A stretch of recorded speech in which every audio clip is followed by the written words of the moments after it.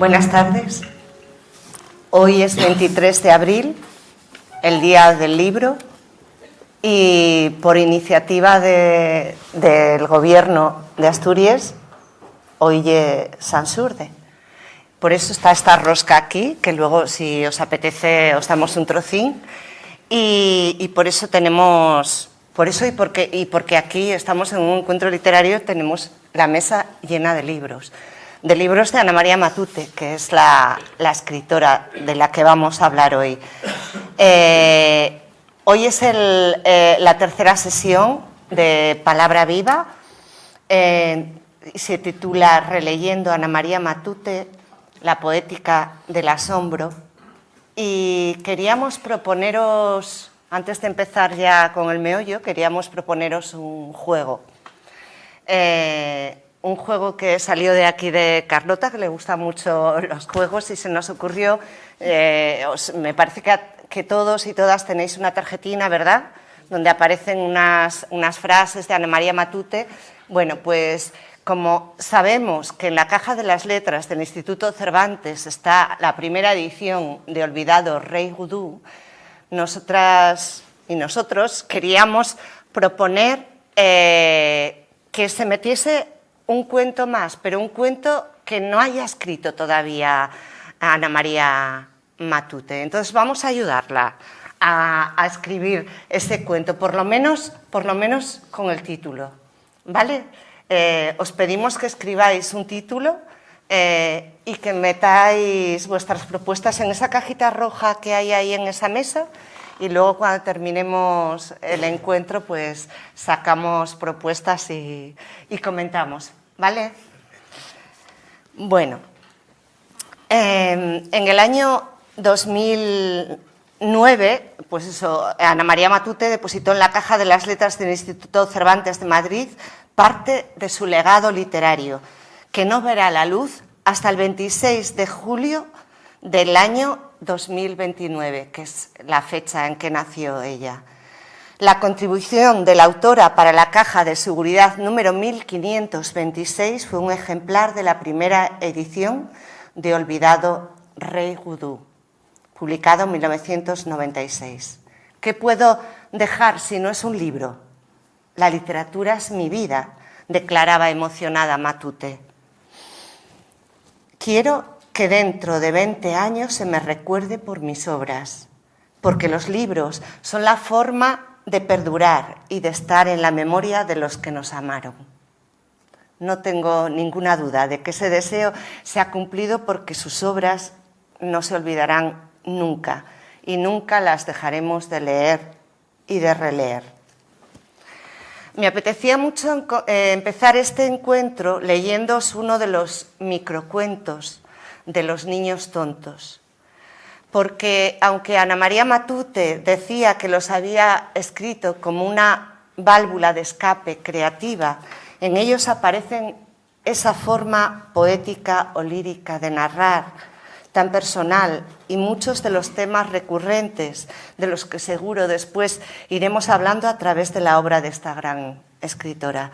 La soledad, el asombro por una realidad marcada por el dolor y la injusticia, la defensa de la imaginación, la infancia desprotegida y mágica, el cainismo, el clasismo. Voy a leeros uno que es uno de mis preferidos y además es muy cortito, que se titula El hijo de la lavandera. Al hijo de la lavandera le tiraban piedras los niños del administrador porque iba siempre cargado con un balde lleno de ropa. Detrás de la gorda, que era su madre, camino de los lavaderos. Los niños del administrador silbaban cuando pasaba y se reían mucho viendo sus piernas, que parecían dos estaquitas secas, de esas que se parten con el calor, dando un chasquido. Al niño de la lavandera daban ganas de abrirle la cabeza pelada, como un melón cepillo, a pedradas. La cabeza idiota que daba tanta rabia. Al niño de la lavandera un día le bañó su madre en el barreño y le puso jabón en la cabeza rapada. cabeza sandía, cabeza pedrusco, cabeza cabezón, cabezota, que había que partírsela de una vez.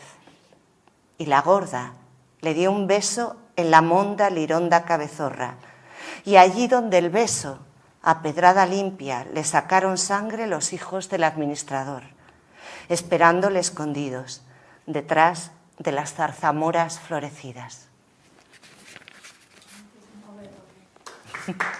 Gracias. Este año 2025 se celebra el centenario del nacimiento de Ana María Matute, que nació en Barcelona. Nació en 1925 y murió en 2014. Una de las grandes escritoras españolas del siglo XX, defensora de la imaginación a ultranza y poseedora de una mirada única sobre la infancia y la adolescencia, que es sin duda una de sus grandes aportaciones. Ganadora del Premio Cervantes en 2010 y académica de la RAE desde 1996, Matute escribió su primera novela con 17 años, Pequeño Teatro, que publicó 8 años más tarde y con la que obtuvo en 1954 el Premio Planeta. Fue la primera mujer en hacerse con ese galardón. Es autora de títulos imprescindibles como Olvidado Rey Gudú, Aram-Manoz, Los soldados lloran de noche, Premio Fastenrath de la Real Academia Española, Los Abel, Fiesta al Noroeste, Premio Café Gijón, Los hijos muertos, Premio de la Crítica en 1958 y Premio Nacional de Literatura en 1959 o Primera Memoria, Premio Nadal en 1959. Ana María Matute es de la generación de Ignacio Aldecoa, Carmen Laforet, Rafael Sánchez Ferlosio, Carmen Martín Gaite, Juan Benet, Luis Martín Santos, el grupo de los escritores de los 50, también llamados los niños de la guerra, o como ella decía, los niños asombrados de la guerra.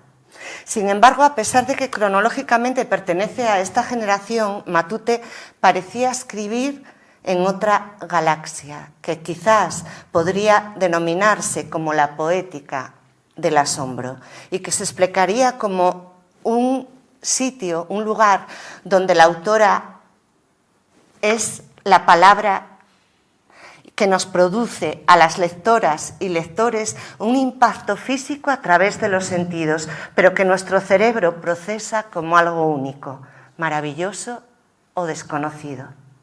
En la obra de Ana María Matute coexisten dos almas, una fantástica, de fabuladora impenitente, y otra muy pegada a la realidad. En ambas hay un importante componente de asombro y desesperanza. Siguiendo estas dos almas vamos a organizar este encuentro.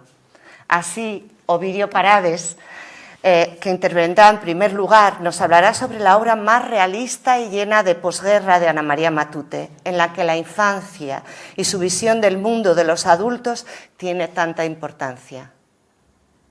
Y después Carlota Suárez nos dirigirá por el camino del alma matutiana más fantástica, donde las estructuras y ambientes de las leyendas tradicionales, la narración oral y los cuentos infantiles están tan presentes, y donde el amor y ese deambular entre la infancia y la madurez nos inquieta, nos perturba y nos maravilla. Os voy a presentar a Ovidio Parades. Ovidio Parades es narrador de oficio, reconocido por crítica y público por su aguda visión de la realidad plasmada en una prosa directa y colaborador literario en diversos medios escritos y radiofónicos. Tiene publicados varios libros de prosa miscelánea, El extraño viaje, con prólogo de Elvira Lindo, Ventanas compartidas, con prólogo de Maruja Torres, Vivir en los cafés, con prólogo de Laura Freixas. ¡Qué honor! 3 novelas, El tiempo que vendrá, La mujer de al lado y La noche se detiene, un diario, Los días raros, 3 volúmenes de cuentos, Corrientes de amor, Mujer en el bar y Carver y el metro de Berlín, publicado por la editorial madrileña Tres Hermanas, y el libro autobiográfico Mi madre y yo, publicado también por Tres Hermanas. Fue librero durante casi 10 años. Ha ganado algunos premios literarios y ha quedado finalista, entre otros del concurso que la revista Zenda le dedicó a Javier Marías y 5 veces del Premio Internacional de Poesía Jovellanos. Os dejo como vídeo. Muchas gracias. Gracias, Ana.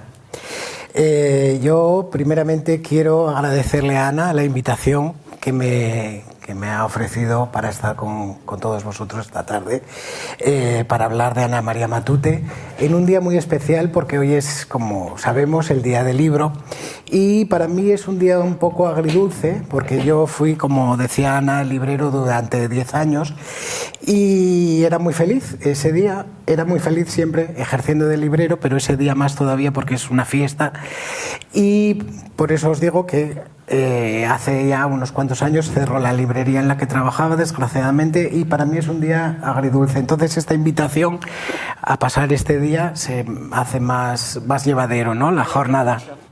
Te lo agradezco muchísimo. Y también quiero agradecerle a Carlota porque desde el primer momento que Ana nos propuso esta historia maravillosa de hablar de Ana María Matute, pues todo fue muy sencillo, muy divertido, nos entendimos los tres desde el primer momento. Y esa facilidad, cuando ya uno va cumpliendo unos años, es muy importante, ¿no?, para realizar un trabajo, un proyecto y luego exponerlo a la gente, ¿no? Entonces, gracias a las dos. Gracias a ti. Gracias. Voy a hablar de la etapa más realista de Ana María Matute, pero voy a hacerlo de una manera un tanto especial, porque, bueno, si cualquiera de vosotras queréis estudiar o revisar esta parte, pues podéis acudir a muchos libros o a muchos manuales o lo que sea y ya os informan detalladamente. Entonces yo voy a hacerlo de una manera un poco más personal, hablando un poco de esta etapa realista, como habíamos acordado entre los tres, pero también hablando desde mi propia experiencia como hombre, como escritor, como librero y como lector desde muy pequeño, en general y en particular de la obra de Ana María Matute. Así que este es una especie de cuento o de relato, como queréis llamarlo. Navidad 2024. Imaginad a un hombre de 53 años con el corazón roto por la reciente muerte de su madre, pasando el control y entrando en una enorme sala del Instituto Cervantes de Madrid para ver una exposición sobre una de sus escritoras favoritas desde la adolescencia, cuando la descubrió. Ese hombre soy yo y la escritora es Ana María Matute. Entrar allí, en aquellos momentos, era como entrar en el salón de un castillo, en una sala de cine o de teatro con mucha luz, en una cueva iluminada, llena de magia, encanto y sabiduría. Nada, o acaso el tiempo, según va transcurriendo, nos repara del dolor de la muerte de los seres queridos. Sin embargo, la vida nos va ofreciendo, a cuentagotas, eso sí, pequeños salvavidas para que podamos seguir un rato más. La cultura, que duda cabe, es uno de esos salvavidas. La cultura en todas sus manifestaciones. La literatura, dijo la propia Matute, es el faro salvador de muchas de mis tormentas.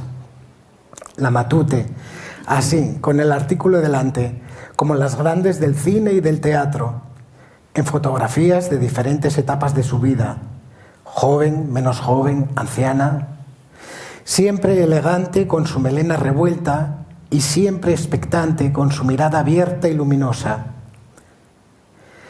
Es curioso analizar cómo una mujer con esa mirada tan luminosa, incluso adolescente pese a la avanzada edad, pudo captar momentos tan tremendos sobre la guerra civil. Aquella guerra que la dejó repleta de dolor, estupor y perplejidad.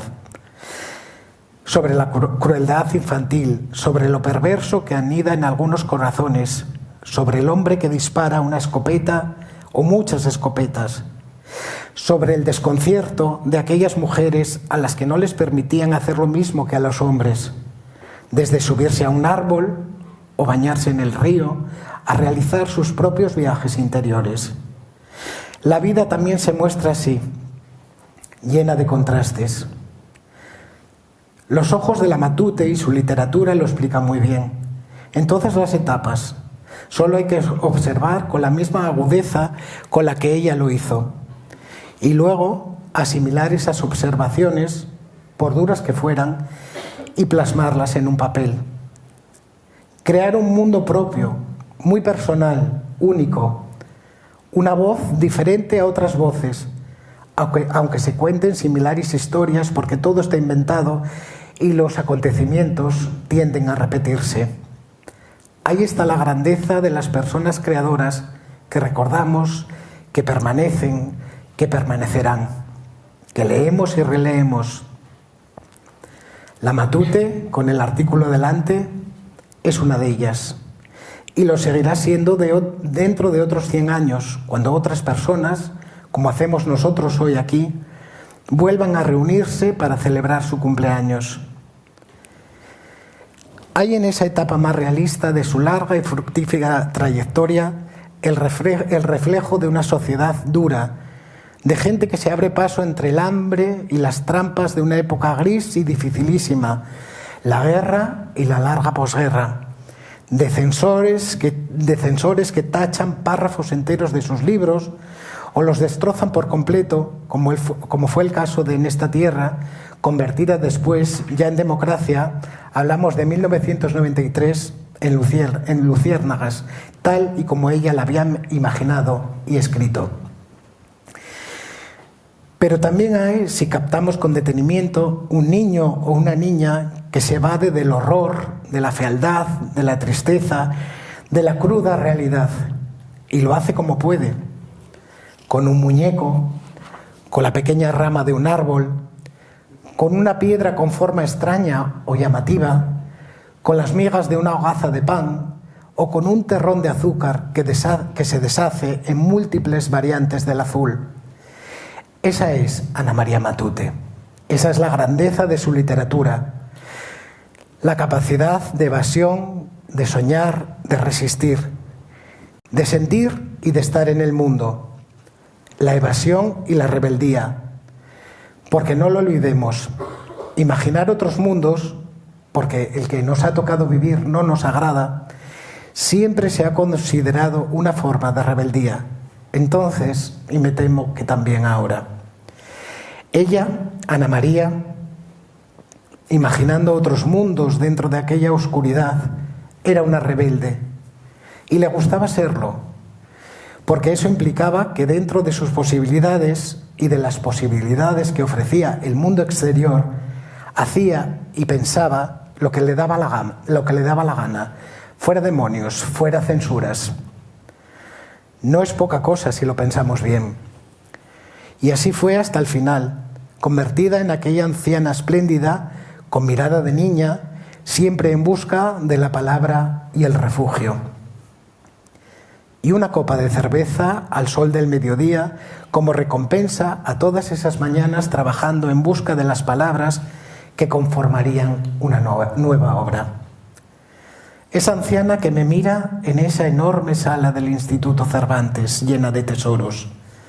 Las mencionadas fotografías, donde aparece sola o con múltiples amigos y amigas, los primeros cuadernos, los primeros manuscritos, las noches de los premios. Vamos a detenernos un minuto aquí. El Café Gijón, por Fiesta al Noroeste. El Planeta, por Pequeño Teatro. El Nadal, por Los Hijos Muertos. El Premio de la Crítica, el Nadal, por Primera Memoria. El Premio de la Crítica, por Los Hijos Muertos. Son solo un ejemplo al que añadir, claro está, el merecidísimo Cervantes por el conjunto de su obra. Y aquí voy a abrir un pequeño paréntesis y decir que afortunadamente pudo, aunque ya muy mayor, recoger por sí misma y lúcida, no como ha pasado hoy con Álvaro Pombo, ¿no? que estaba lúcido, pero que estaba muy enfermo y muy deteriorado ya, muy frágil, y no pudo leer su discurso. Entonces, como decía yo hoy en mis redes sociales, a ver si nos lleva esto a una reflexión, porque yo creo que no hace falta llegar a los 85 años, ¿no? Yo creo que a los 75 años, por ejemplo, o 70, ya se sabe si un escritor o una escritora puede ser merecedor de este galardón, ¿no? Cierro ese paréntesis del Cervantes. Y viva Álvaro Pombo también. Todos esos tesoros son muy valiosos para las personas que amamos su obra. Otros refugios, como lo ha sido un refugio como lector y escritor su poderosa literatura. Esos mundos que están en este y esos otros tan valiosos que están en la imaginación. La de la escritora nacida en Barcelona hace un siglo y la de cada persona que se acerca a sus libros. Se acaban de reeditar buena parte de sus obras a precios asequibles, desde la poderosísima Los hijos muertos, que aquí tenemos, hasta la hermosa Paraíso inhabitado. Las bibliotecas también están llenas de sus títulos. Acercarse a ellos por primera vez o volver a hacerlo es la mejor manera que encuentro para celebrar esta gloriosa fecha que hoy conmemoramos aquí. 100 años de la Matute. Ahí es nada. Esa Matute cuyos ojos, ya fuera de la sala del Instituto Cervantes, me siguen observando atentamente. Muchas gracias.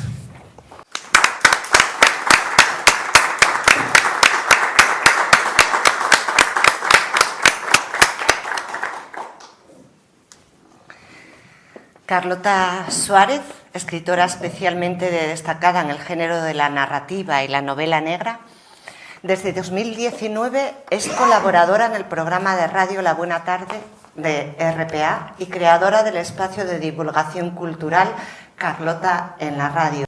Colabora de forma regular con revistas culturales como Prímula o 21 Le Mag y ha participado en antologías con otros autores como 12 Playes en 2018, Yo soy de Kini en 2019, Alejandra Pizarnik y sus múltiples voces, que por cierto te lo tengo que devolver.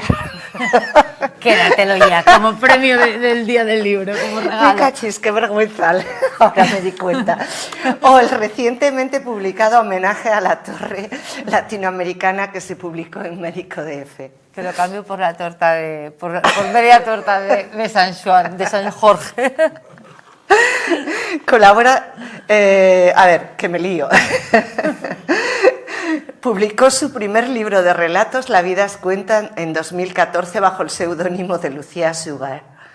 En 2016 aparece su segundo volumen de cuentos, Tinta en las alas, y en 2017 su primera novela negra, Tinta, una muerte inexplicable, ambientada en su ciudad natal, Gijón. En 2019 publica su segunda novela, La tumba del rey, ambientada en la isla de Gran Canaria. Esta novela, que rescata a dos de los personajes de su anterior novela y la afianza como escritora de género negro, ha obtenido la atención de medios y lectores, llegando a reimprimirse en 8 ocasiones. En 2023 firma con el sello HarperCollins, que publica en enero de 2024 Muerte en el Meridiano, un homenaje a Agatha Christie. Os dejo con Carlota. Bueno, pues me encantó Ovidio. Así que yo ahora voy a cambiar, ya te avisé, Ana, de que yo igual cambiaba sobre la marcha. Bueno. Soy muy cronopia, por eso estoy encantadísima. Bueno, os doy las gracias a todos por esta tarde matutiana, porque nos acompañéis. Sé que el Día del Libro hay un montón de propuestas en un montón de sitios, con lo cual, desde ahí arriba, la Matute y nosotros tres, os agradecemos que nos hayáis elegido para pasar esta tarde de San Xurde, San Jorge, San Jordi, Día del Libro. Bueno, a mí me toca la parte fantástica y es que yo soy muy cronopia, entonces amo a Cortázar, amo los cuentos, creo que los cuentos no son para niños y creo que con esto resumo absolutamente la filosofía de Ana María Matute. Creo que Ovidio y yo estaremos de acuerdo en que la obra de Matute es indivisible, que la parte realista y la parte fantástica son una misma. Realmente lo hemos dividido un poco como para estructurar esta presentación, pero todos estamos de acuerdo en que la obra de Matute es una. Yo sí que voy a hacer especial hincapié. Lo que hice fue separarlas un poco cronológicamente, pero me parece un poco absurdo también, porque una cosa que sabía bien la Matute y que me encanta de ella es que ella sabía que escribir se empieza a escribir en la cabeza. Cuando uno ha escrito en la cabeza, escribe sobre el papel. Y además, escribir y publicar son dos verbos totalmente diferentes, independientes y que no tienen nada que ver. Con lo cual, vamos a tomar como referencia, si os parece, las fechas de publicación, pero una mera referencia solo para ser un poco ordenadita, que los cronopios sabéis que tenemos esa tendencia a la dispersión. Yo, para empezar, os tengo que confesar que cuando era pequeña leía entre las sábanas y utilizaba una linterna de aquellas de camping que funcionaban con pilas de Yo también. Se agotaban. Y Ana María Matute también. También, ¿ves? Lo cuenta, sí. Y se acababan las pilas y eran muy caras. Yo le daba el cambiazo a mi hermano. Entonces, ¿qué pasa? Yo leía entre las sábanas y tenía mucho miedo a que se agotara esa pila. No por miedo a la oscuridad, ni muchísimo menos, sino por miedo a que si me quedaba a oscuras y esas hojas se tornaban negras, las historias desaparecerían para siempre. También tenía algo que ver que mi madre estaba por allí vigilante, ya había cantado Casimiro aquello de vamos a la cama y tocaba ir al cole al día siguiente, pero el tema es que esa misma sensación que tenía de pequeña la he vuelto a tener estos días cuando Ana me propuso, muchísimas gracias por eso, Ana, estar aquí hoy. Y encima en compañía de Ovidio, que acaba de leer este texto maravilloso, ya ni os cuento, un librero encima y el día del libro, eso es un lujo. Matute dijo en una entrevista en 1996, escribo para niños porque son los únicos que no se asustan de la oscuridad, saben que en la oscuridad habitan las historias. Hay un fragmento de los cuentos vagabundos que Ana María Matute publicaba en el 99 que explica muy bien esto. Os lo voy a leer. Son los pueblos, las aldeas, los que reciben a los cuentos. Por la noche, suavemente y en invierno. Son como el viento que se filtra gimiendo por las rendijas de las puertas, que se cuela hasta los huesos con un estremecimiento sutil y hondo. Hay incluso ciertos cuentos que casi obligan a abrigarse más, a rebujarse junto al fuego, con las manos escondidas y los ojos cerrados. Los pueblos, digo, los reciben de noche, desde hace miles de años, que llegan a través de las montañas y duermen en las casas, en los rincones del granero, en el fuego, de paso, como peregrinos. Por eso son los viejos, desvelados y nostálgicos, quienes los cuentan. Este fragmento es una invitación a adentrarse en el mundo de Ana María Matute, que tejía desde pequeña, donde la noche y el frío se transforman en cómplices de cuentos que se deslizan entre rendijas y se refugian en el alma. Al igual que en su propia vida, marcada por la dualidad entre la luz de la infancia y la oscuridad, porque hay que admitir que se enfrentó a muchísimos problemas. Vivió una guerra de bien pequeña, pero luego, bueno, una separación, tuvo momentos, parece que tenía una vida acomodada, porque realmente ella siempre lo dijo, pero... Sí, tuvo problemas importantes, la pérdida de la custodia de su hijo. Porque es que antes tú te separabas y perdías la custodia de tu hijo durante 3 años, que le pasó a ella. Las leyes luego, afortunadamente, cambiaron. Entonces, yo creo que a mí, mirad, yo hay una cosa que no me gusta nada, y es esta historia de los escritores malditos. No creo que haya que buscar las musas en el culo de un vaso de whisky, como Bukowski, y eso que me encanta Bukowski, pero es verdad, ni afrontar los problemas a base de antidepresivos y tirándose al río o al mar, como la Alejandra Pizarnik. A las Torni se lo perdono, porque bueno, estaba ya en las últimas, fue hasta valiente, pero me refiero que la Matute era de esa gente que tira para adelante, que son las personas de las que te gusta rodearte. Y, por supuesto, las lecturas que pides, ¿no? Las escritoras a las que pides leer. Ella siempre decía que el mundo hay que fabricárselo uno mismo. Ella, la imaginación era fundamental.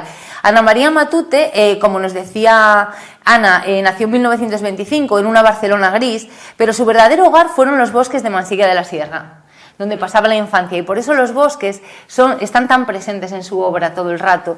La obra de Ana María Matute es una caja que abres y suena a bosques que susurran, a niños que juegan y que ríen, a magia. Pero, ¿recordáis Pequeño Teatro? Ana María Matute dedicó la novela que sería Premio Planeta a su madre. Una madre ausente, que ella describe siempre como una madre ausente.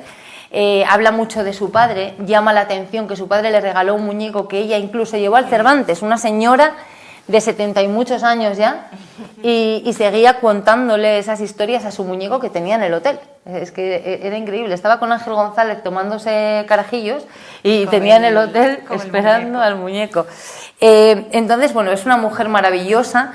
Yo creo que en cuanto a las obras, yo lo de las obras me lo voy a saltar y luego charlamos, charlamos entre nosotros. Y voy a pararme en algo que me parece fundamental, que es la literatura infantil. Vale. Porque mira, el tema de lo de los premios. Hay un premio que recibió Ana María Matute que tiene la misma importancia que el premio Cervantes, que el premio Planeta, que el premio Nadal, y nunca se pone en las listas, y seguro que es que no se suele dar importancia, y es el premio Lazarillo. Ella se llevó el premio Lazarillo por El polizón de Ulises, un cuento maravilloso, que además voy a hacer yo aquí, tengo anotado, porque voy ahí anotando, como los ministros, que fíjate que esto también coincide con Ovidio. 3 hermanas, tu editorial, podrían ser las 3 señoritas del polizón de Ulises. Porque en el polizón de Ulises, Jujú, que no tenía amigos, os cuento, Jujú no tenía amigos, quizás los hubiera tenido de acudir a la escuela, pero distaba 3 kilómetros largos de casa. Y en invierno, que es la época que precisamente se acude uno a la escuela, el camino solía parecer cubierto de nieve y el viento soplaba muy fuerte. La señorita Ethel había decidido, como ya sabemos, instruirle ella misma. En vista de ello, Jujú adquirió sus propios amigos, y estos eran Contramaestre, el almirante Plum y la señorita Florentina. Contramaestre era un perrito negro, perro sin raza, pero tan simpático e inteligente como se pueda imaginar, y aún más. El almirante Plum era un hermoso y arrogante gallo. La señorita Florentina en realidad pertenecía a la tía Leo. Un día, siendo apenas un polluelo de perdiz, tía Manu la cazó viva. Tía Leo la maestró, pero ella prefería a Jujú. Son 3 mujeres solteras que adoptan a un niño huérfano que aparece en su casa. Las 3 hermanas. Claro, aparte de las de Chekhov, están estas. Están estas y las 3 hermanas.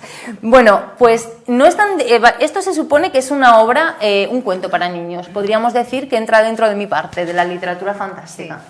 Pero me pregunto yo, ¿es tan diferente el polizón de Ulises que el polizón? El Ulises es un barco imaginario que Jujú montó en el desván de su casa. Y un día un señor que se escapa de una cárcel aparece en el desván herido y Jujú se inventa 1000 cosas para salvar a aquel hombre. ¿Es tan diferente este hombre del soldado que en Demonios familiares, una novela súper realista, salvan entre Eva y Iago, su hermano, porque en la guerra es muy parecido, es lo mismo, exactamente igual? ¿Contado a lo mejor para niños? Puede. Ana María Matute decía, los buenos libros para niños son aquellos que los adultos leen sin pudor. Claro, claro. Y con un lenguaje de adultos, vamos a decir. O sea, no tratando a los niños como tontos, ¿no? Sino como personas que piensan, que tienen su... que estén en periodo de formación o crecimiento, pero que tienen su propia personalidad y su propia manera de pensar, ¿no? Claro. Eso es fundamental. Porque ese argumento que cuentas que es del polizón de Ulises podría ser una novela para adultos, evidentemente. Pero, gracias, pero la manera de tratarlo y la manera de acercarlo, ¿no? Porque ella tenía siempre esa aunque era muy mayor ya en los últimos años, incluso a la hora de recoger el Cervantes, sí, tenía esa mentalidad de la niñez, ¿no? Asimilada dentro de su cabeza, y que tanto le ayudó a superar los problemas que tuvo, que tú decías antes, la separación, la depresión que sufrió cuando la separaron de su hijo y previamente la guerra y la posguerra, ¿no? Es que llevó muchos palos, porque tú fíjate, el tema de Luciérnagas, ella contaba, que a mí me dejó impresionada. Yo había leído y la había escuchado el discurso que dio en el Cervantes, pero no había escuchado la conversación que tuvo luego precisamente con la mujer que organizó la exposición a la que tú acudiste en el Cervantes, que es Ortuño. Sí. Y la exposición además se llamaba "Quien no inventa no vive", que es una frase que es el lema de Ana María Matute. Me hacía lo que comentaba Ana María Matute siempre con el tema de los niños, es que eso, que precisamente que no había que tratar a los niños como o sea, Claro, como tontos, como seres tontos, inferiores, simplemente como niños, Sí, ¿no? sí. Y no sé qué estábamos hablando ahora, que te iba a decir algo importante, Ovidio. Y se te fue. Pero ¿no, sí, pobre? se me fue. Bueno, Recapitula. Da igual. No me acuerdo. Bueno, sí. El tema del hijo. Que en un taxi ella contaba en esta conversación después de lo del premio Cervantes, que me impresionó muchísimo a coalición de lo de Luciérnagas, que precisamente había escrito ese libro para sacar un poco de pasta, un poco de dinero, porque claro, ella se separó de su marido se lo gastaba todo en puros, contaba ella, y en caprichos, y claro, ella no tenía ingresos, y de aquella tú estabas vendida si te separabas. Y fue un palo muy grande el hecho de que la censura le censurase, le bloquease ese libro, porque además Ella lo sufrió había mucho contratado con eso, con la editorial y todo. Sí, sufrió muchísimo y luego no quiso que se publicara, que se reeditara después de la censura, que se cortó muchísimas cosas y tal. Ella no quiso que se reeditara hasta 1993 la versión íntegra que ella había escrito. Y a pesar de que necesitaba el dinero, como tú dices, evidentemente, porque estaba en ese momento... Ese tema de la censura y la autocensura era uno de los que tenía yo apuntados aquí, ya que salió, podemos seguir hablando un poquitín de ello, porque, y por supuesto, si el público, si alguna persona del público quiere preguntar algo y eso, nos paráis y nos preguntáis. Yo lo que leí de la censura de Luciérnagas es que, bueno, aparte de que quitaron y cortaron mucha parte de la historia, o sea, le dijeron absolutamente que se pusiera del lado de los ganadores, de los nacionales, y en realidad ella tenía una visión muy neutra. Quería que no hubiese partido, sino que hubiese que se viesen las dos partes, ¿no? de los ganadores y los perdedores y las cosas que habían pasado en realidad. Y el sufrimiento de todos. Y el sufrimiento de todos, pero desde un punto de vista neutral. Sí. Y eso yo creo que le dolía mucho, ¿no? Tener que... Y en cuanto a la religión, pues lo mismo, ¿no? La censura a través de, yo qué sé, pues le quitaron algún taco que había y alguna cosa así. Sí, es que ella además fue a un colegio, ella era una mujer muy inquieta a nivel intelectual y claro, iba a un colegio de aquellos que decía ella que las profesoras no estaban nada formadas, que ella llegó a los 11 años sin saber... Es que esto me hace muchísima gracia, me encanta. Sin saber qué era la Revolución Francesa. Entonces ella se inventó una Revolución Francesa, escribió un libro, escribió una novela por capítulos y se les contaba a sus hermanos. Y esa novela, ella fue a ver Historia de dos ciudades, la película, con la hermana, al cine. Y se quedó alucinada. Y lo de la Revolución Francesa le encantó. Ella no sabía de qué iba aquello. Entonces se lo inventó. Lo que hacía Ana María Matute con todo lo que no conocía, pues cogía y se lo inventaba. Entonces escribió una novela sin tener ni idea de qué era la Revolución Francesa, con la idea de la película, y la escribió. Y se lo iba contando a sus hermanos por capítulos, y esa fue realmente, ella, y lo cuenta así, que fue para ella su primera novela. Y es que es muy graciosa porque es que eso la define. Claro. Y decía que las profesoras que en aquella época, que eran señoras, que le enseñaban que el diablo iba a visitar a las señoritas por la noche y poco más, hablando del tema de la religión. Claro. Y otra cosa de la censura, mirad lo absurdo que es la censura y lo que nos habremos perdido. Yo que soy un poco de pensar todo lo que no habré leído, porque tal. Bueno, pues la censura hizo una cosa muy curiosa con los niños tontos. Que la censora que censuró los niños tontos es que era para darle de gorrazos. Porque ¿qué pasa? Que lo primero que dices, un cuento, o sea, un libro de cuentos es un libro infantil. Entonces, claro, los niños tontos no es un cuento infantil, o sea, un libro de cuentos infantil. Es para adultos, habla de la muerte y además de forma visceral y terrible. Lo salva la lírica, que claro, es precioso, es una pasada. Y entonces la censura dijo que a los niños exactamente lo que dijo la censora, hasta lo tengo por aquí apuntado, algo así como que a los niños hay que a los niños hay que tratarlos con más respeto, dijo la censura. Alucinante. Y hubo dos censuras al final. Uno que se autocensuró la propia Ana María Matute, que se titula El niño al que se le murió un amigo, que me costó la tira encontrarlo porque no estaba en ninguna edición. Ah, yo lo tengo en esa ¿Lo edición, tienes? sí. Pues escríbelo.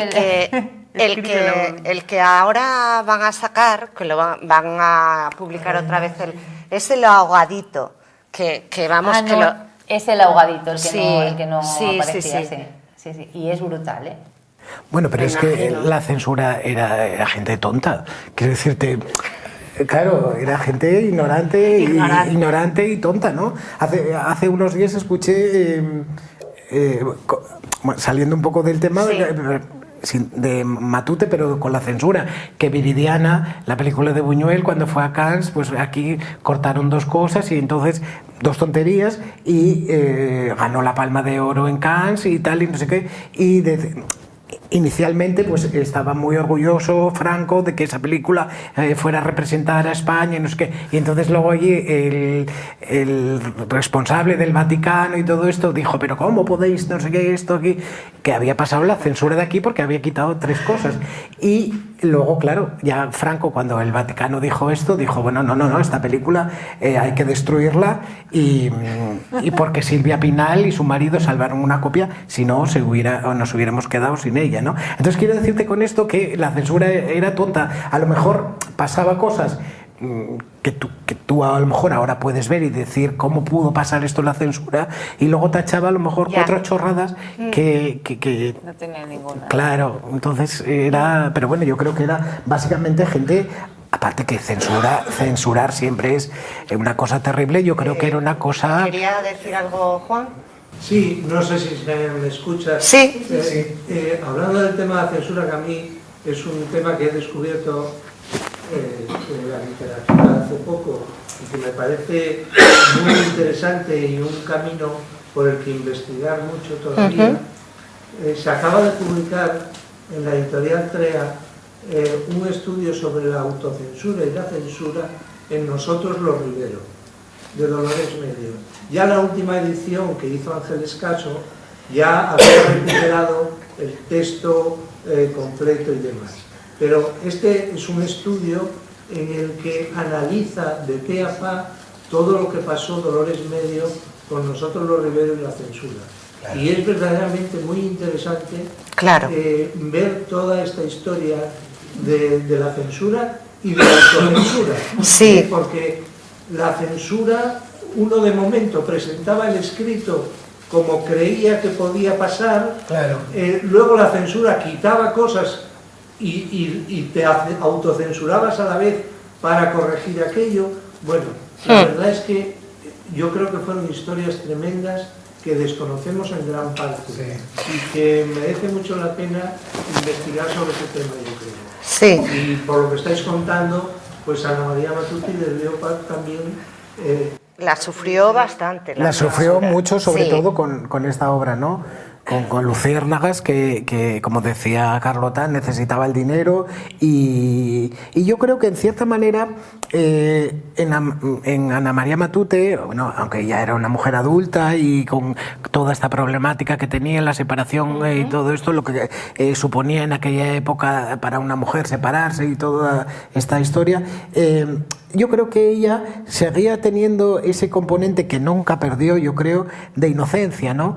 Que ella, yo creo que contaba la historia como ella o la había vivido o la la imaginaba, ¿no? Entonces, claro, eso chocaba, y ahí chocó tremendamente, ¿no? Con la censura, pero... No creo, a ver, quiero decirte, ella, yo creo que presentó ese libro desde la inocencia. Claro, luego estaba la censura y estaban los malos, vamos a decir, y estaban ahí para cortar y tachar y masacrar, ¿no? Pero ella, yo creo que lo hacía no con maldad. Bueno, no quiero decir que otros escritores lo hubiesen hecho con maldad, sino desde la inocencia de contar lo que ella vio o vivió o sintió o imaginó o inventó a raíz de lo que veía a su alrededor, ¿no? Claro, o sea, que lo que quieres decir es que no se quería meter en historias políticas, sino presentar la realidad tal y como era. Lo que pasa es que eso no les interesaba tampoco. Claro, porque era...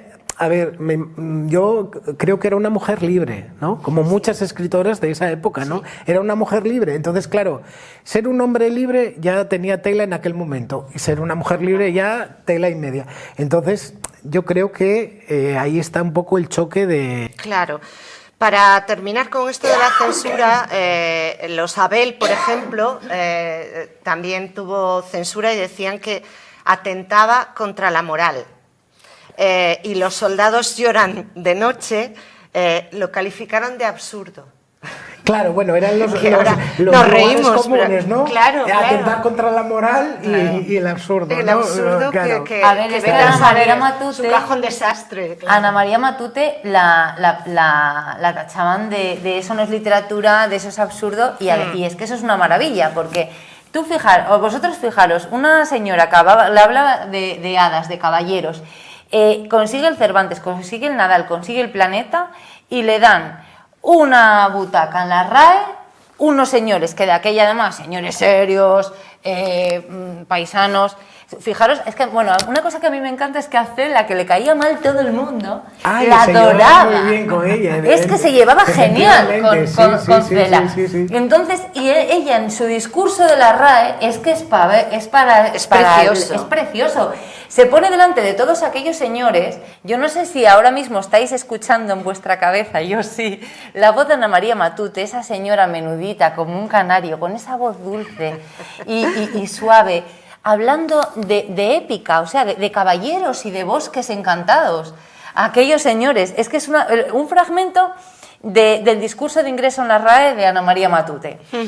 La literatura es una forma de la alegría, pero también de rebeldía. Y si algo he aprendido en este viaje de palabras, es que la auténtica magia no está en las varitas ni en los hechizos, sino en la capacidad de nombrar lo innombrable. Porque las hadas y los caballeros de mis cuentos no son sueños vacíos, son los hilos con los que tejemos la memoria de lo que fuimos y la esperanza de lo que podemos ser. Este fragmento no es solo una defensa de la fantasía, es que es un manifiesto vital. Esta es la Matute. Es de una inteligencia suprema, o sea, es expresar en 4 líneas una manera de ver el mundo, ¿no? Es una defensa a ultranza de la fantasía y de los cuentos infantiles. O sea, les da como una lección a todos aquellos que estaban allí y que creían que escribir un cuento infantil era una literatura tontería, de otro orden. O menor, claro. Sí. Y ella lo cuenta. Por eso a mí me da mucha rabia lo del Lazarillo, porque es que en muchísimos libros, incluso biografías de la Matute, me cago en la mar, es que no aparece el Lazarillo. Pero si es que es un pedazo de premio de literatura infantil. Y es muy difícil escribir buena literatura infantil. Muy difícil. Y luego, defensora de los cuentos. Yo que soy muy de Cortázar, pero muy de Cortázar, yo que envidio ese gusto de los latinoamericanos por el cuento y reivindico. Ahora ya... Con esto de que la generación Z... Parece que se está como cogiendo auge. Afortunadamente, sí. Pero hace unos años era una cosa menor, quiero decirte. O sea, totalmente todo el mundo denostado. quería la novela y no sé qué y no sé cuántas. Pero quiero decir, en el cuento latinoamericano y de cualquier sitio, ¿no? Hay maravillas, o sea...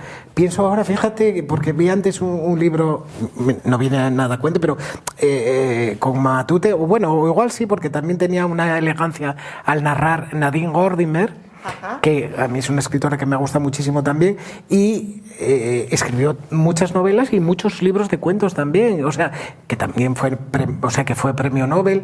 También, no, quiero decirte, Ana María estuvo nominada o estuvo candidata varias veces y no lo consiguió, desafortunadamente, pero quiero decir, con esta introducción que hice de Nadine Gordimer, que escritores y escritoras importantísimos de cualquier nacionalidad, tienen libros importantes de cuentos, porque el cuento es a mí me parece muy complicado porque, como decía Soledad Puertolas también, que es otra escritora que yo amo profundamente, en la novela puede caber de todo, ¿no? Puedes meter de todo, pero en el cuento tienes que hacerlo de una manera que casi como la poesía, ¿no? Que no sobre ni falte ninguna palabra, tiene que ser...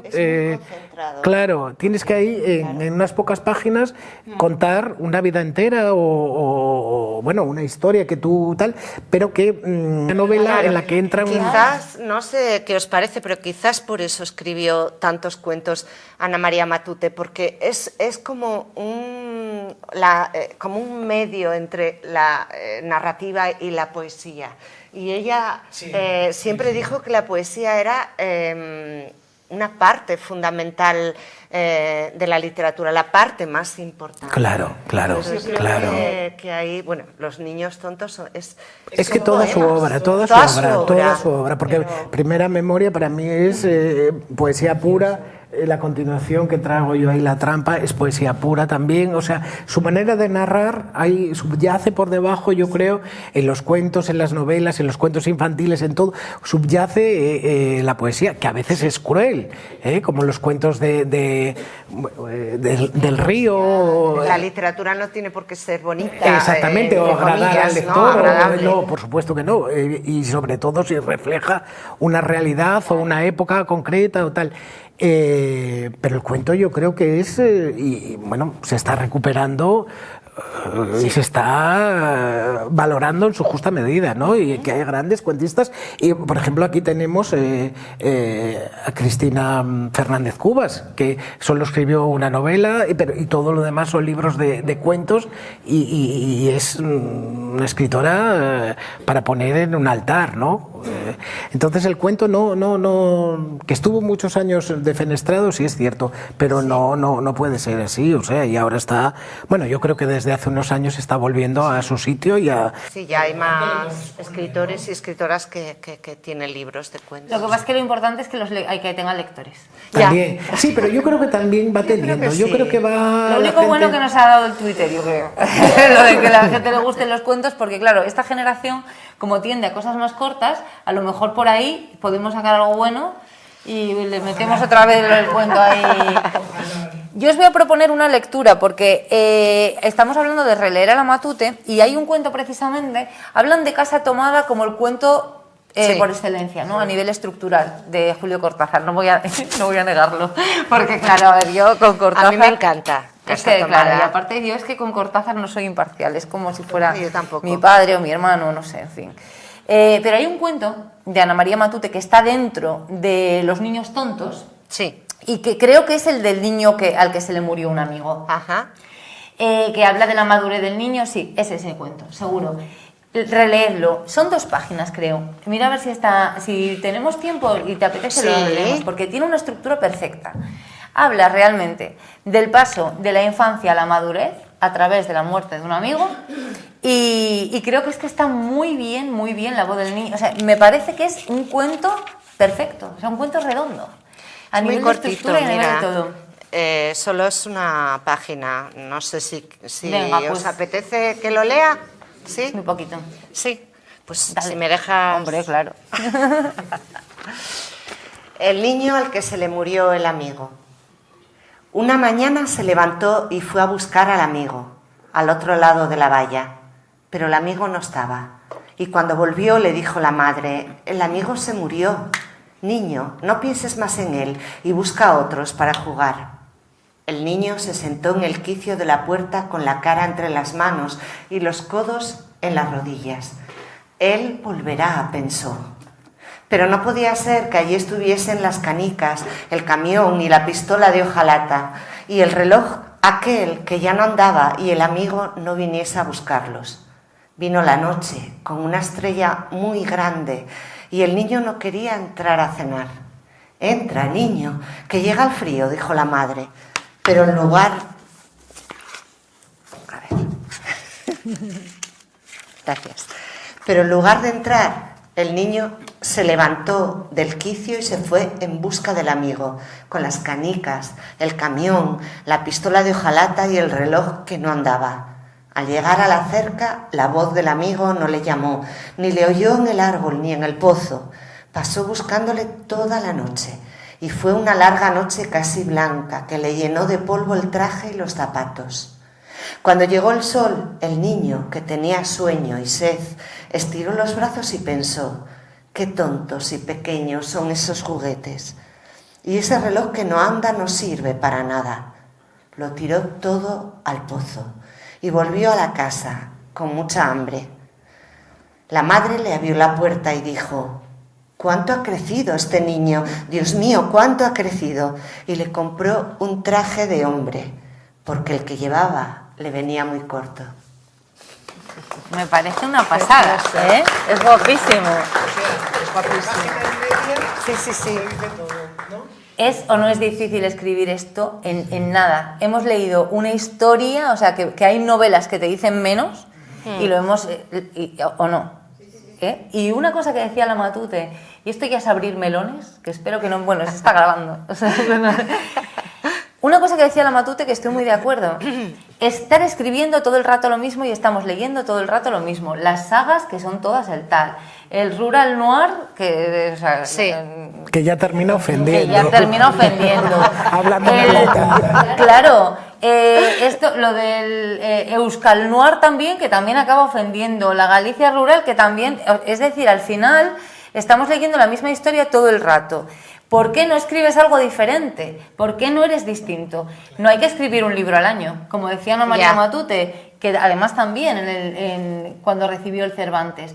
Yo no puedo escribir un libro al año, pues ahora es lo que se está ofreciendo a las librerías, ¿eh? Y encima a ti te dan adelantos los editoriales y te piden un libro al año. Claro. Entonces, claro, ¿qué pasa? Que estamos leyendo todo el rato lo mismo, pues hay que leer cosas diferentes y esto es lo que hacía la Matute. Y para escribir este cuento, es que lleva mucho tiempo escribir este cuento. Y lleva muy poco tiempo leerlo, pero bueno, también un buen pote, ¿no? Se come en 5 minutos y a la abuela le lleva 4 horas. No sé cuánto llevaría a hacer la rosca, pero yo ya tengo ganas de probarla. Así Sí, que cierto.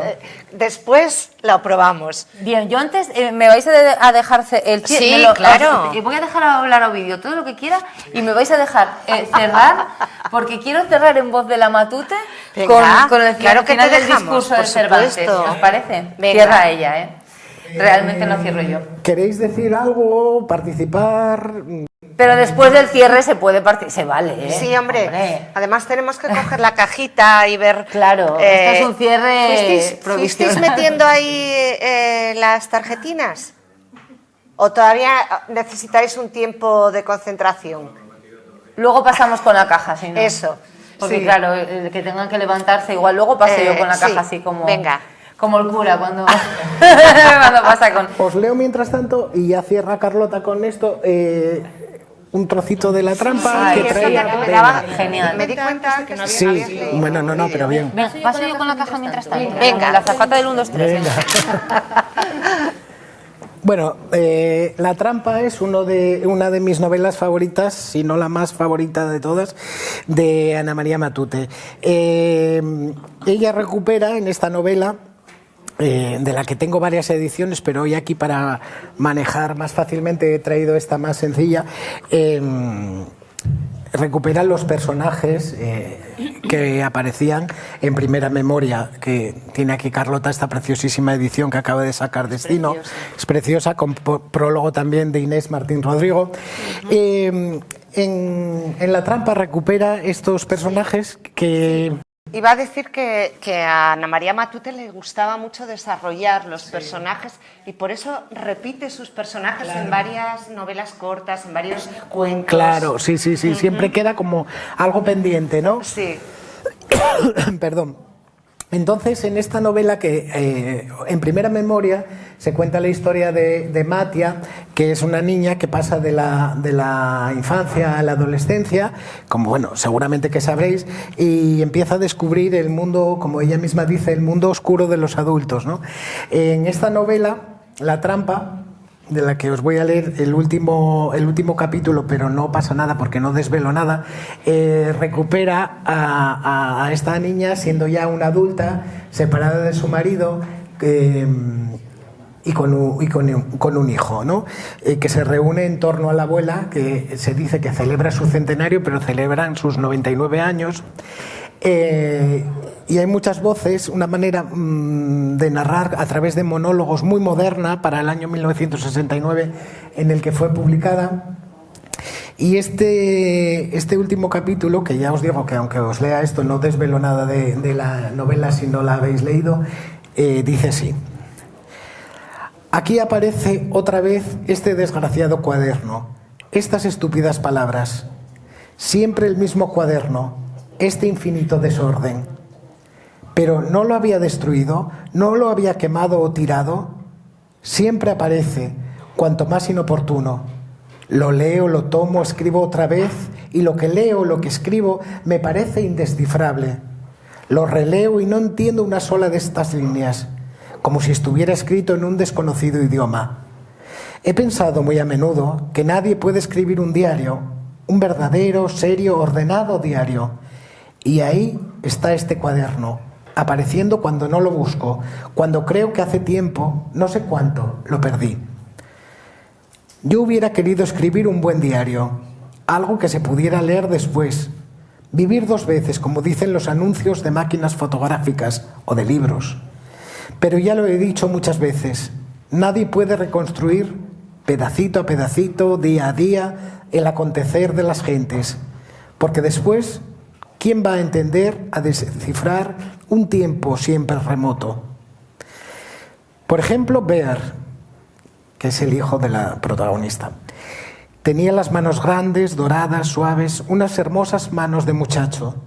Me acuerdo muchas veces de las manos de Bear, pero por más que yo escribiera en mi diario, Bear, mi hijo, yo tenía un hijo que se llamaba Bear, es decir, Roger, o más bien Osito, porque se parecía a un osito de trapo. Pues bien, aunque escribiera aquí, Bear tenía unas hermosas manos, incapaces de hacer daño a nadie, incapaces del mal. Aunque yo hablase días, años, páginas y páginas de las manos de Bear, o de mis propias manos de niña, o de las manos de otro muchacho, un desgraciado, un pobrecillo, criatura necia, estúpidas criaturas, perdiendo el tiempo, el precioso tiempo que no se recupera jamás, perdiendo la vida en inútiles afanes, en gestos inútiles que a nadie van a aprovechar. Ni aunque yo hablase años y años de mis manos, de las manos hermosas y morenas y arañadas de Manuel o de Bear, ¿quién devolverá las manos de él o del otro? O mis manos de niña a lo largo del quicio de las puertas, buscando un nudo, una rendija, una curva suave y pulida como la piel de un niño. Y Bear, ¿dónde estás? ¿Dónde estás ahora? ¿A dónde vas? Qué maravilla. Pues es precioso. Bueno, pues mi reflexión final, yo reflexionaba pensando en que, claro, yo nací en el 77, esto que queda entre nosotros, en una España muy diferente, pero cuando descubrí a la Matute sentí que me hablaba directamente, no solo por sus historias, sino por su coraje. Aquí estaba una mujer que escribía sobre bosques encantados, mientras la crítica decía, eso no es serio, lo que hablábamos antes en el discurso. Y ella, ni corta ni perezosa, ganó el Cervantes, entró en la Academia, ganó el Nadal, ganó el Lazarillo, ganó el Planeta, lo ganó todo. Y hasta se reía de los que la llamaban rara. Como lectora me enseñó que la fantasía no es escapismo, es un lenguaje para nombrar lo innombrable. Como escritora me mostró que las historias se construyen a base de cicatrices. Y como persona me regaló una lección. La imaginación es un acto de resistencia. Cuando la vida me ha puesto piedras, he pensado en esa niña que hablaba con los árboles y acabó siendo dueña de un reino de palabras. Ella decía que Olvidado Rey Gudú era su catedral de palabras. Y aprovecho para reivindicar aquí, ahora que funcionan tanto las redes sociales, lo podéis poner en Twitter, Facebook, Instagram y lo que sea, que Olvidado Rey Gudú se merece una serie de Netflix, de HBO, vete tú a saber. Porque... Bueno, también tienes razón. Pero es que estamos viendo el Juego de Tronos, jolín, es que esto creó un mundo realmente. Y así que bueno, le damos las gracias, yo le doy las gracias particularmente a Ana María Matute, a Ana María, por enseñarme que incluso en los inviernos más largos siempre queda un rincón del bosque donde la luz se cuela, donde la fantasía, como ella decía, es la realidad vista con los ojos cerrados. Y ahora voy a cerrar con el cierre de ella, del discurso que me encanta, y nos pedía un favor. Nos decía, si en algún momento se encuentran con alguna historia, con esa voz que ponía yo tan dulce, o criatura de las que pueblan mis libros, por favor, créanselas, porque me las he inventado.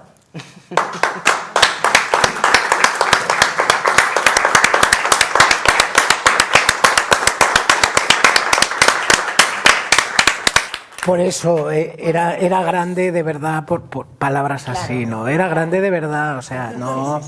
O sea, hay gente que escribe y pasan los tiempos y, bueno, se va olvidando o lo que sea. Y hay gente que perdura y esta señora va a perdurar, como decía yo antes, dentro de 100 años, cuando ya no estemos aquí, va a haber gente aquí hablando de su literatura porque es maravilla pura, ¿no? Quiero decir, eso es que murió siendo niña. Efectivamente. Murió siendo niña una señora, lo hablábamos antes, que de repente, o sea, pide que en su funeral suene Bruce Springsteen de River. Claro. Que no se murió con 20. Es que eso es una pasada. O sea, es que, ¿cómo no vamos a ser de la Matute? Es que es obligatorio. Además, una cabeza abierta y, claro, ¿no? O sea, una mentalidad. Los gin tonic que le gustaban tantos los bebía hasta el último día de su vida. O sea, que refunfuñaba porque el hijo ya le restringía un poco el tema, pero ella le encantaba y, bueno, evidentemente era una disfrutona también de la vida, que es lo que hay que ser, ¿no? Claro que sí. ¿Qué os parece si abrimos la caja y si tenéis alguna pregunta, alguna cosa que queráis comentar, es el momento? Pero vamos a ir abriendo la cajita a ver qué propuestas hay. Esta sí se puede abrir ahora, porque sabéis que la de la caja de las letras tiene que estar 20 años. Aquí, bueno, 20 minutos vale. Bueno, aquí hay una propuesta que dice El bosque perdido. Qué original. Bueno, vamos a dejarlo en el anonimato, no dejamos ahí. Pero ¿tú qué te imaginas? ¿Qué argumento puede tener este? El bosque perdido. Pues puede ser, como decías tú antes, esa niña o ese niño, ¿no?, que se pierde, y puede ser una vez más una metáfora, el bosque, una metáfora de tantas cosas que se perdieron. El que la escribió, o la que lo escribió, conoce la obra de la Matute y sabe que perderse en un bosque es muy matutiano. Pero que no da miedo. Para nada, ¿eh? Porque se cuela la luz. Claro, claro. Sí. Otra propuesta. Anhelos futuros de aquel maravilloso pasado. Anhelos futuros de aquel maravilloso pasado. Bueno, aquí puede ser muy interesante, ¿eh? Esto es, además, también serie de Netflix, como esto de lo del espejo, un poco Alicia a través del espejo. La niña que perdió la luna. Ah, pero este tan bueno es de Ovidio, que trae aquí Ovidio Parades. Es que me dijiste que había que firmarlo, ¿eh? La niña claro, que él es el luna. realismo, os dais cuenta, firma. Él firma como Ovidio. Muy bueno. ¿Y, sí. qué se te ocurría para este título? Contádmelo vosotras, venga, yo pongo el título a ver. Tienes que escribirlo, Ovidio, ahora, Claro. porque el título es muy bueno. ¿Qué se os ocurre que puede pasar en un cuento que se titule La niña que perdió la luna? Venga. Me suena algo de perder la inocencia o perder... Claro. Algo así. Muy matutiano también. Uh-huh. Otra. ¿Pensabas en eso, Vivi? Recontando las ciudades que no laten. Jolín, este mola, ¿eh? Es que, ¿ves? Pura lírica. Es Muy interesante. Aquí hay otra propuesta que dice: los censores son gente tonta. Y pone: hago trampas, frase de Ovidio. ¡Qué bueno! Me encanta. Este tenemos que escribirlo, Bueno, ahí ya porque no- daría para mucho. daría para Es buenísimo, me encanta. ¡Qué bueno! Rizu, ¿Rizuana? Rizuana, cuéntame otra de las historias de la abuelita. Pues yo creo que te están pidiendo un cuento, Ana. Hombre, también puede ser Ana María Matute. También. Es que esto de llamarnos igual Cuéntame otra de las Y es por historias los de tu abuelita. rizos. ¡Ah! Vale. Yo lo del rizo no, claro, pues debe ser. Pues debe ser. Vale, pues nada, luego nos vamos a tomar algo y te lo cuento. No sé quién eres, pero te cuento una historia de la abuelita. Memoria del paraíso. Qué bonito. Sí. De ese paraíso inhabitado, a lo mejor. ¿Alguien quiere decir de qué va este cuento? ¿Alguien quiere decir, lo puse yo? ¿No? No es obligatorio, ¿eh? No.